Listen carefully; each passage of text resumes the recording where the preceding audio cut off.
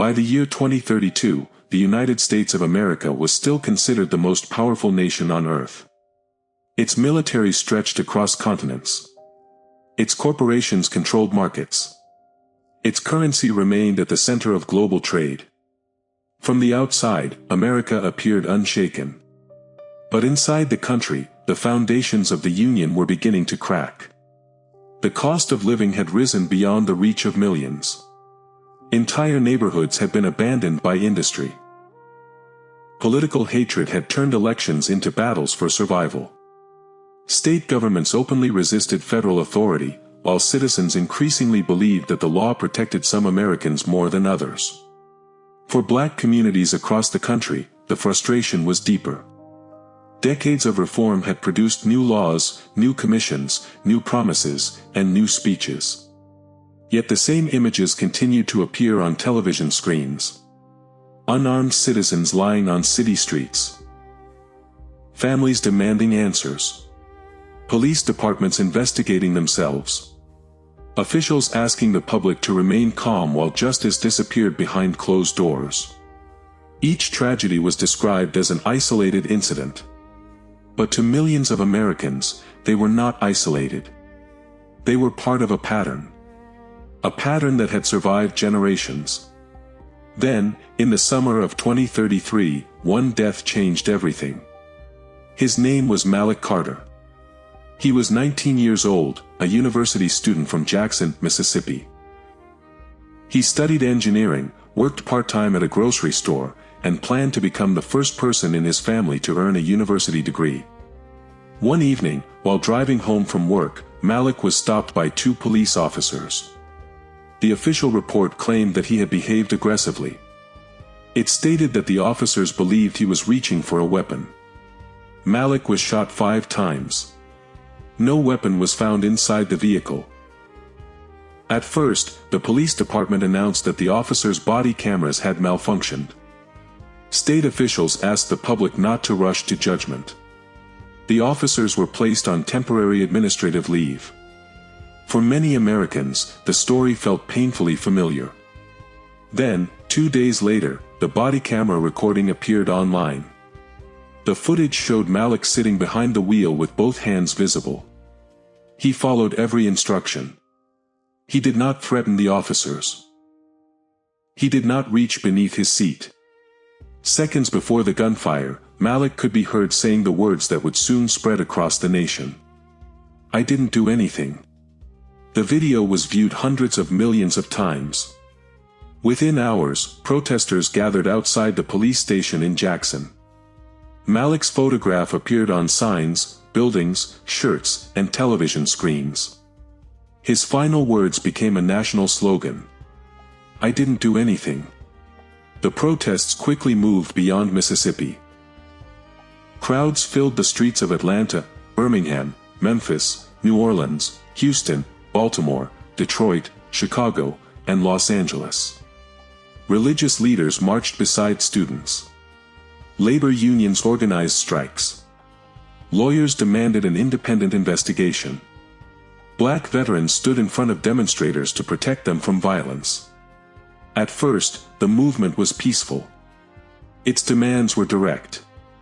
The officers involved in Malik's death would face trial. Police violence cases would be removed from local control.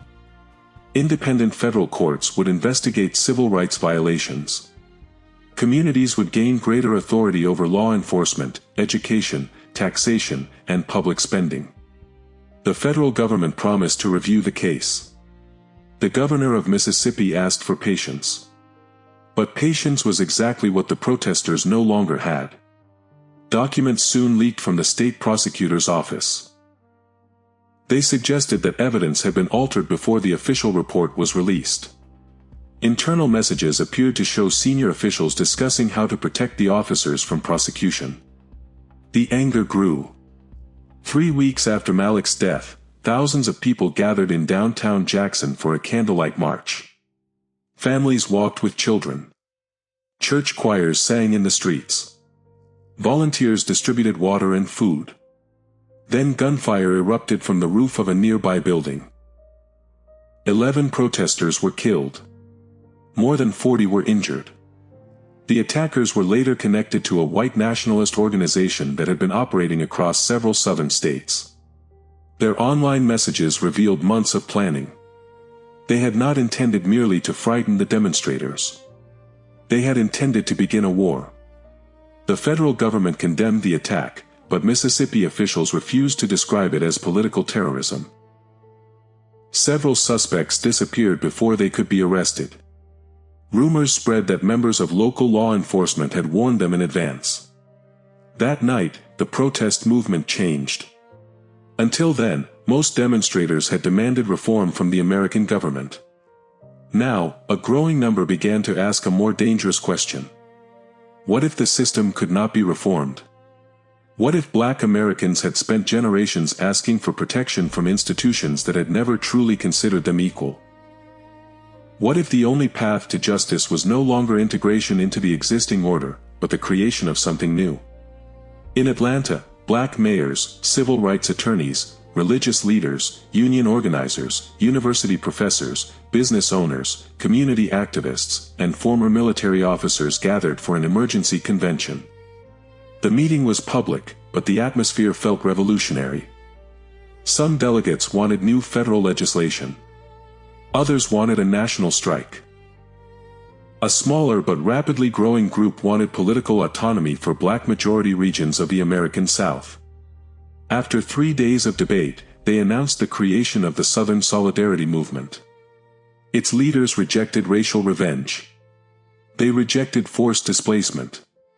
They rejected the idea of building a country in which one race would rule over another.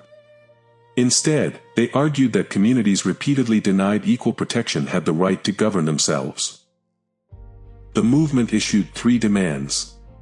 First, all cases involving police killings and organized racial violence would be investigated by independent courts. Second, Black majority cities and counties would gain control over their law enforcement agencies, education systems, local courts, and public budgets. Third, Southern regions supporting the movement would receive constitutional autonomy within the United States. Washington accepted discussion on the first 2 demands. It rejected the third immediately. The president addressed the nation from the White House. He declared that no group had the right to divide the country. He warned that the Constitution did not permit cities or states to form separate governments. He promised to defend the Union and maintain federal authority. The speech was intended to restore order. Instead, it convinced many activists that Washington had heard their demands but refused to understand them. The most influential voice of the movement belonged to Dr. Naomi Brooks, a constitutional law professor from Georgia. Brooks was not a soldier. She had never supported armed revolution. She had spent her career studying the American Constitution and the promises contained within it. She believed that the greatest weakness of the United States was not that it lacked ideals, but that it repeatedly failed to apply those ideals equally. During a speech in Atlanta, she spoke directly to the federal government. "We are not leaving because we hate America," she said. "We are considering separation because America has never fully decided that we belong to it." The speech was broadcast across the country. Millions heard in her words what they had been unable to express. The Southern Solidarity Movement expanded. Its supporters were not only Black. Poor white communities that had suffered decades of economic decline began joining local assemblies. Latino labor organizations supported greater regional control. Indigenous representatives demanded recognition of land rights and political sovereignty. Young Americans who had lost faith in both major political parties saw the movement as a chance to rebuild democracy from the ground up. But the South was not united. In Atlanta, Jackson, Birmingham, New Orleans, Charleston, and Memphis, support for autonomy increased rapidly. In rural areas, the reaction was very different. Armed groups formed to defend the United States against what they called a separatist takeover.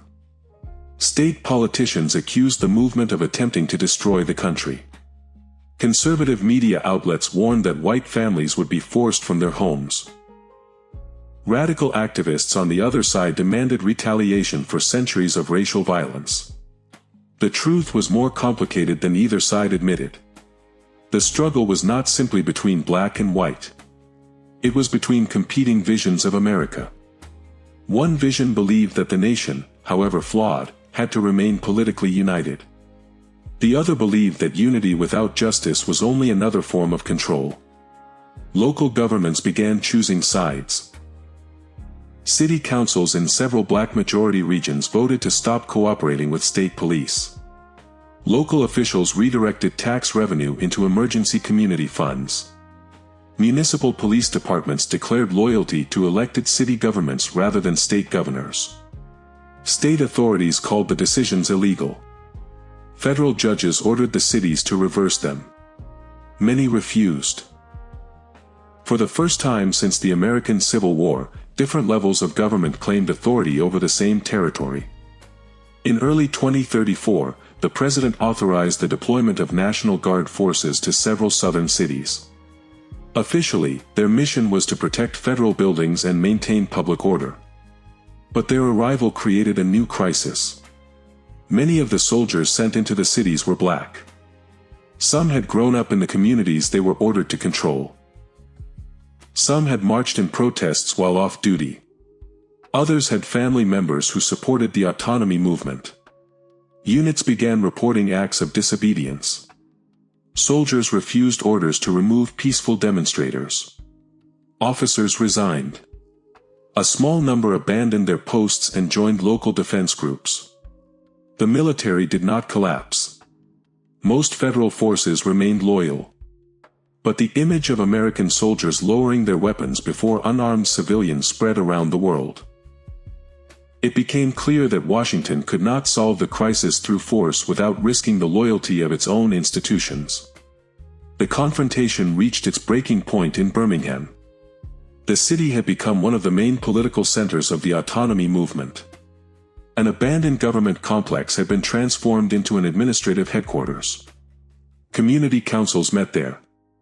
Legal documents were issued there. Food, medicine, and emergency supplies were distributed from its halls. The federal government ordered the building evacuated. Movement leaders refused. Thousands of civilians surrounded the complex, believing their presence would prevent an assault. For nearly 12 hours, protesters and federal officers faced one another across barricades. Religious leaders stood between them. Negotiators moved back and forth. Helicopters circled overhead. Shortly before dawn, an explosion tore through the edge of the crowd. No one immediately knew who had caused it. Some claimed that a federal stun grenade had struck a vehicle. Others blamed a homemade device planted by extremists. Later investigations would produce evidence supporting several different theories, but no final answer. Within seconds, gunfire began. Some shots came from nearby rooftops. Others came from inside the crowd. Federal officers fired toward what they believed were armed attackers. Local security volunteers returned fire. Terrified civilians tried to escape through streets blocked by armored vehicles. The chaos lasted 17 minutes. When it ended, dozens of people were dead. Civilians, federal officers, local police, volunteers, and journalists lay together on the pavement. The event became known as the Birmingham Night. Both sides accused the other of beginning the massacre. Federal officials released footage of armed men firing from the crowd. The autonomy movement released footage of officers shooting toward fleeing civilians. Every television network showed a different version of the same event. Every political faction selected the images that supported its own story. The country no longer disagreed only about politics. It disagreed about reality itself. 3 weeks later, representatives from Georgia, Alabama, Mississippi, Louisiana, and South Carolina gathered in Atlanta. They did not represent entire states. Many state governments remained loyal to Washington. Large rural regions rejected the movement. Even within the cities, thousands opposed separation. But the delegates claimed to represent millions of people living in municipalities and counties that had voted for autonomy. After 2 days of debate, Dr. Naomi Brooks walked onto a stage before a silent crowd. Behind her hung a new flag. It carried 5 stars for the 5 southern regions represented at the convention. A blue line symbolized the Mississippi River. At the center was a broken chain. Brooks began reading the Atlanta Declaration. The document accused the federal and state governments of repeatedly failing to protect the constitutional rights of their citizens. It argued that political authority depended on the consent of the governed, and that communities abandoned by the law possessed the right to establish new institutions. Then she announced the formation of the Southern Freedom Federation. The Federation did not initially declare complete independence. It described itself as an autonomous republic within the United States. It would establish its own parliament, courts, civil administration, education system, and community security forces. It would continue using the American dollar. It would not create an independent army. It would negotiate defense, trade, and citizenship arrangements with Washington.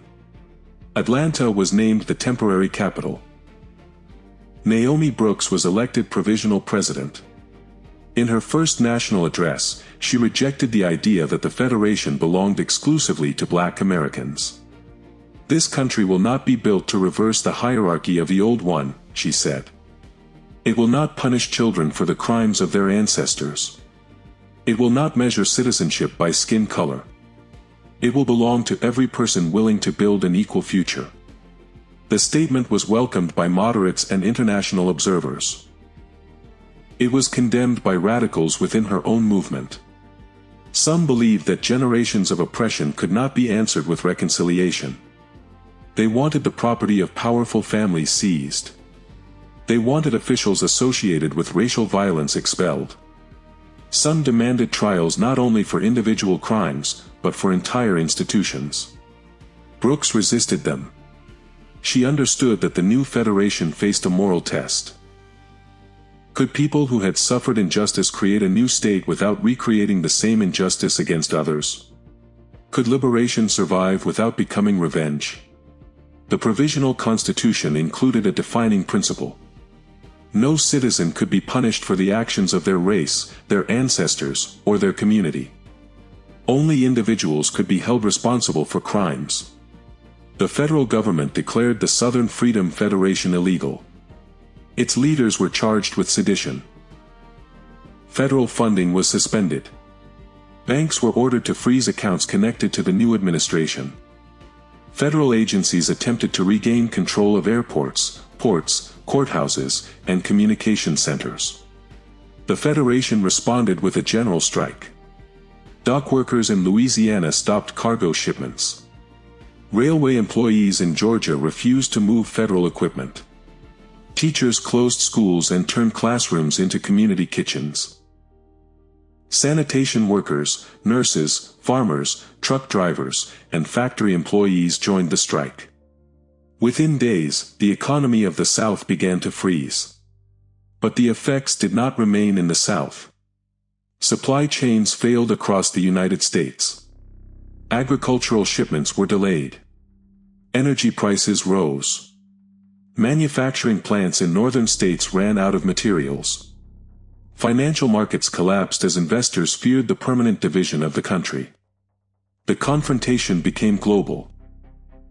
Canada offered to mediate. European governments called for negotiations.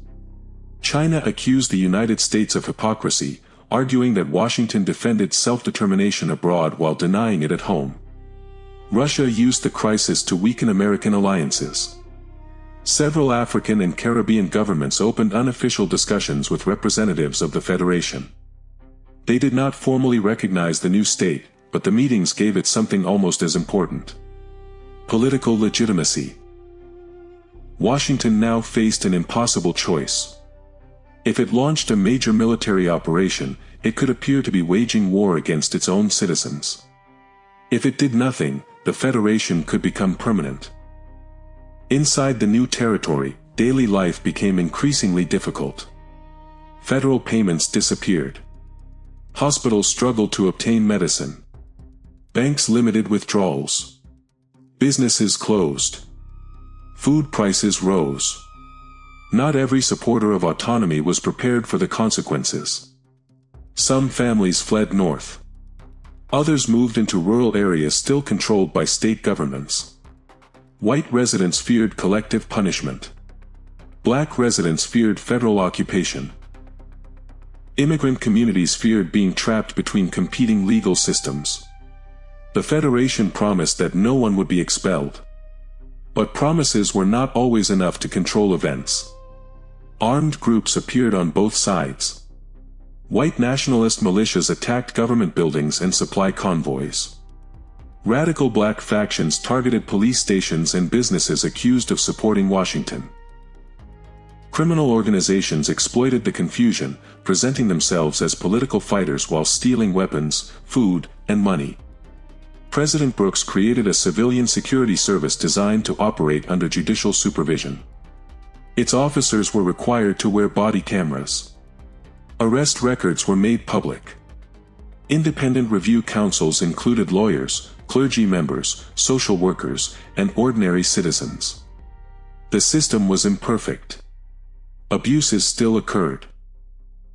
But the Federation understood that its survival depended on proving that it could build something more accountable than the institutions it had rejected. The crisis continued for months. Neither side could win. Washington controlled the military, the national economy, and international recognition. The Federation controlled millions of citizens, major transportation routes, ports, municipal governments, and the loyalty of its population. A violent campaign to destroy the movement risked creating a permanent insurgency. A peaceful surrender by the movement would destroy the credibility of its leaders and convince millions that democratic resistance was useless. Eventually, negotiations began in Savannah. The city was chosen because it stood between the old symbols of the South and the uncertain future of the Federation. The talks lasted 6 weeks. Federal negotiators insisted that complete independence was impossible. Federation representatives insisted that returning to the previous system was impossible. Outside the conference center, crowds gathered day and night. Some carried American flags. Others carried the flag of the broken chain. Families of the dead from Jackson and Birmingham held photographs of their loved ones. Inside, every word was contested. Who controlled the police? Who collected taxes? Who owned federal property? Would citizens of the Federation remain American citizens? Could people cross the internal borders freely? Would the Federation send representatives to Congress? Could Washington deploy troops without local approval? The final agreement satisfied almost no one completely. That was why it had a chance of working. The Southern Freedom Federation would be recognized as a self-governing autonomous republic within the United States for a transitional period of 10 years. It would control its local parliament, courts, police system, education policy, housing policy, and most taxation. It would receive special representation in the United States Congress. Washington would retain authority over foreign policy, national defense, the currency, and international trade agreements. Citizens of the Federation would remain American citizens during the transition. After 10 years, the population would vote in a referendum. They would choose between full reintegration into the United States, continued autonomy, or complete independence. When the Savannah Agreement was signed, church bells rang across Atlanta. Crowds celebrated in Jackson. People wept in Birmingham. In other cities, protesters burned copies of the agreement. American nationalists saw it as surrender. Federation radicals saw it as betrayal. But the agreement prevented war. For the moment, that was enough. The first years of autonomy were harsh. The Federation inherited some of the poorest regions in the United States. Infrastructure had been neglected for decades. Public schools lacked funding. Rural hospitals were closing. Entire towns depended on industries that no longer existed. The new government faced enormous expectations. People who had marched for freedom now demanded immediate results. They wanted jobs, safety, housing, healthcare, education, and justice. They did not want to be told to wait. President Brooks warned that a new flag could not erase old problems. The Federation launched an ambitious reconstruction program. Unused land was transferred into community trusts. Public transportation connected neglected neighborhoods with employment centers. Historically black colleges received major investments. Cooperative businesses were given tax advantages. Energy projects were built across rural regions. New anti-corruption courts investigated politicians, police departments, and private contractors. International companies began opening offices in Atlanta, attracted by tax incentives and the growing political importance of the new republic. New Orleans became a major trade center. Jackson became the headquarters of the Federation's Constitutional Court. Birmingham became home to the National Museum of Memory and Justice, built on the site of the confrontation that had nearly begun a civil war. A university was founded in Malik Carter's name. Its central building carried the words he had spoken before his death. "I didn't do anything." The sentence was no longer presented only as a statement of innocence.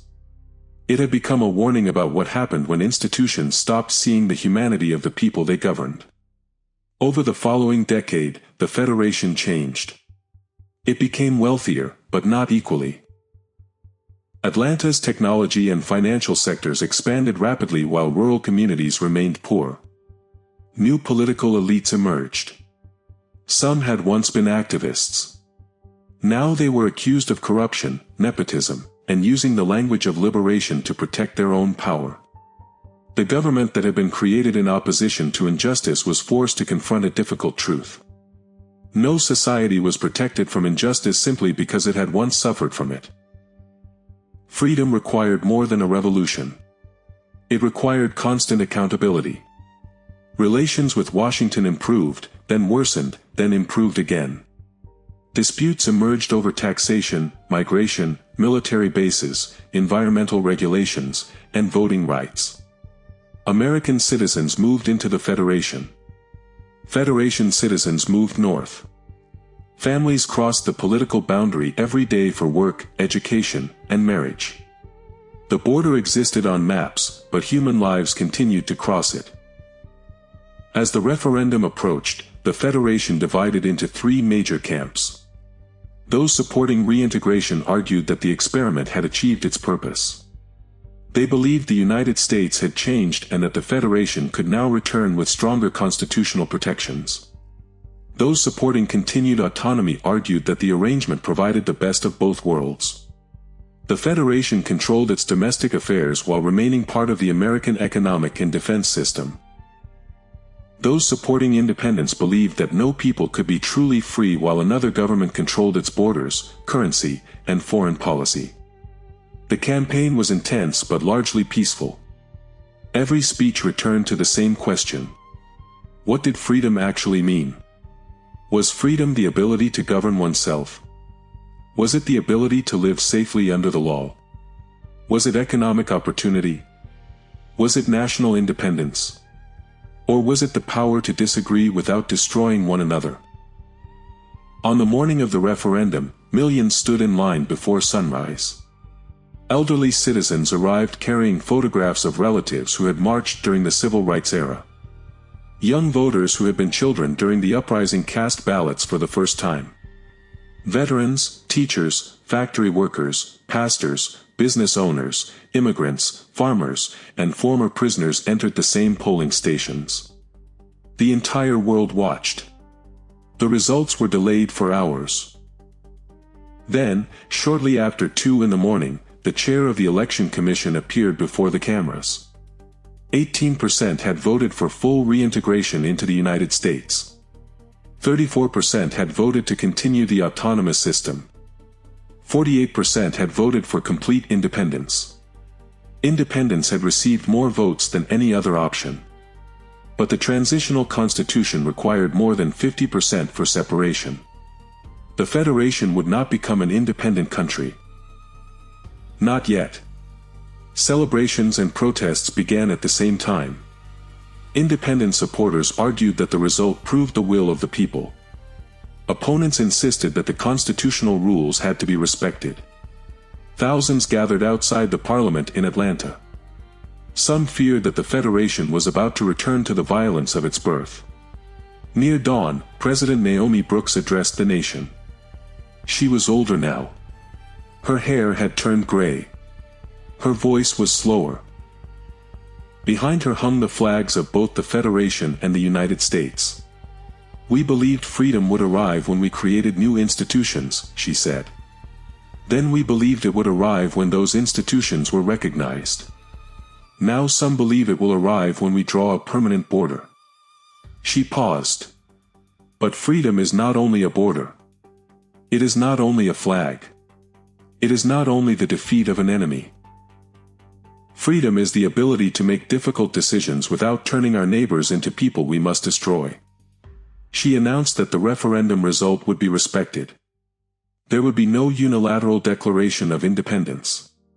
Negotiations with Washington would continue. Another vote could be held in the future. Some called her decision courageous. Others called it cowardice. But no shots were fired that morning. And perhaps that was the Federation's greatest victory. The creation of the Southern Freedom Federation transformed the rest of the United States. Texas demanded greater control over taxation and energy policy. California challenged federal immigration laws. Hawaii renewed debates over sovereignty. Indigenous nations demanded expanded recognition of treaty rights and territorial authority. The American political system was forced to change. The country had not completely broken apart. But it was no longer the same union it had once been. Nearly 2 centuries after the first American Civil War, the nation faced the same question in a new form. What holds a country together? Is it a constitution? A military? A shared currency? A common border? Or is a nation held together by something more fragile? The belief that its people will be treated fairly. The belief that their voices matter. The belief that the law belongs to them as much as it belongs to the powerful. Above Atlanta, 2 flags moved in the morning wind. One carried the stars and stripes of the United States. The other carried 5 stars, a blue river, and a broken chain. Below them, children played together in a public park. They had been born after the Uprising. To them, the old United States was history. The Federation was not a rebellion. It was simply home.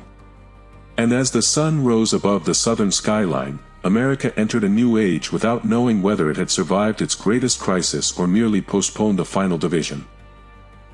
Because nations rarely collapse in a single day. They do not always fall when foreign armies cross their borders. Sometimes, they begin to disappear when their own citizens stop believing that the country belongs to them. And sometimes, from the ruins of that lost belief, a new nation is born.